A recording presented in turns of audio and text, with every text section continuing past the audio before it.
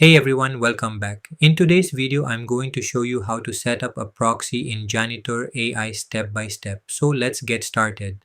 First, open your browser and search for OpenRouter AI. Click on the official website and go to the Get API Key option.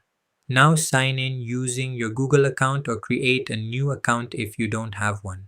After logging in, accept the terms and conditions to continue. Now go to the dashboard and click on Create New Key.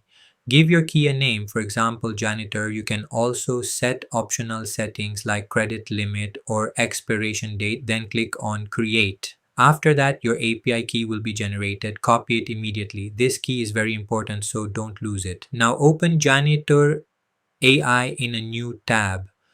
Once you are inside, click on the three horizontal lines at the top corner, also known as the hamburger menu. From there, select API settings.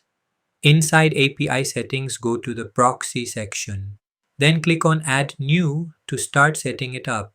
Now you will see different fields like name, model, proxy, URL, and API key. First, enter any name you want for your configuration. Next, in the model field, enter the model name exactly as required by OpenRouter. For example, a GPT-4 chat model version. Now, in the proxy URL field, enter the OpenRouter endpoint URL. After that, paste the API key you copied earlier into the API key field. Then you can also add a custom prompt if you want your AI to respond in a specific way. Once everything is filled correctly, click on Add and then save your settings.